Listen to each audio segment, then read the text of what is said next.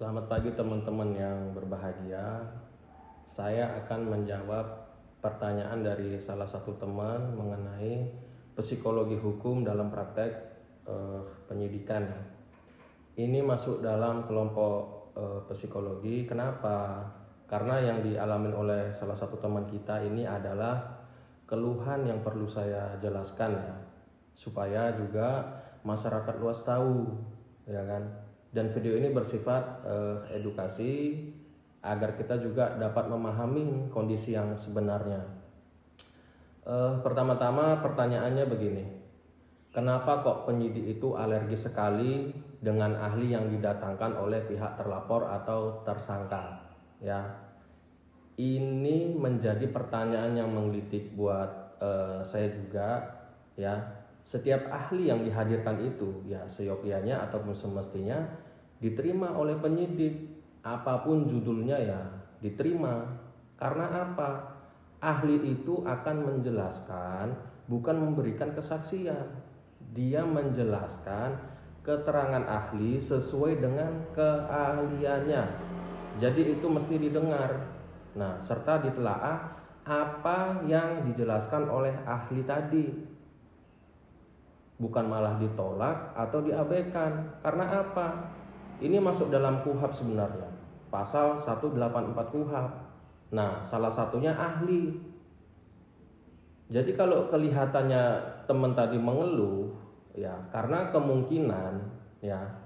kemungkinan besar ketidakpahaman si penyidik ini terhadap fungsi ahli tadi itu. Nah, ini yang pertama. Terus yang kedua, ditanyakan juga apakah ahli itu dihadirkan untuk jadi saksi. Nah, ini yang perlu saya luruskan ya teman-teman. Dalam beberapa kesempatan waktu di sidang pengadilan, bahwa tidak ada namanya saksi ahli. Yang ada itu ahli, bukan saksi ahli. Saksi itu yang mendengar, yang melihat dan merasakan, itu namanya saksi. Nah, oleh sebab itu satu tempo kita juga tersesat dengan adanya media ya. Biasanya suka menulis tersangka atau terdakwa menghadirkan saksi ahli meringankan. Nah, itu makin sesat itu pernyataan seperti itu. Karena tidak ada ahli meringankan atau memberatkan. Ahli itu sekali lagi menjelaskan duduk konstruksi hukumnya secara akademis. Ini disebut dengan ahli.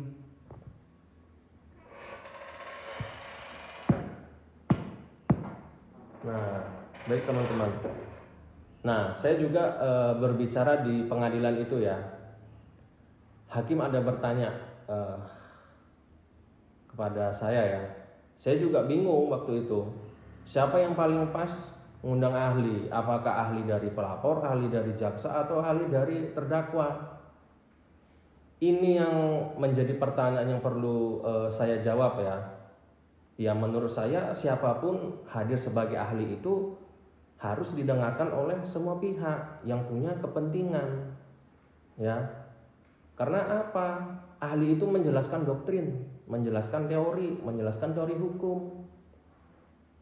Ya, tentu jadi yang paling pas yang mengundang itu ya majelis hakim atas apa? Atas usulan dari para pihak.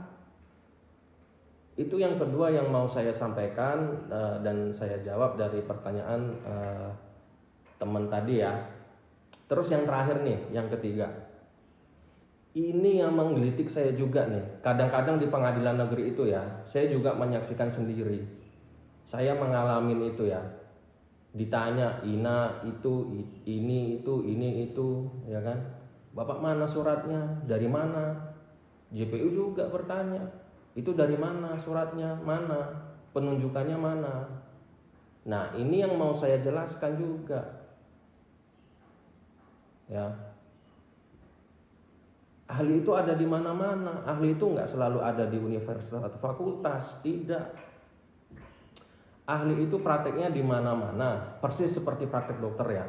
Ahli jantung tidak hanya di rumah sakit, banyak ahli jantung di mana-mana.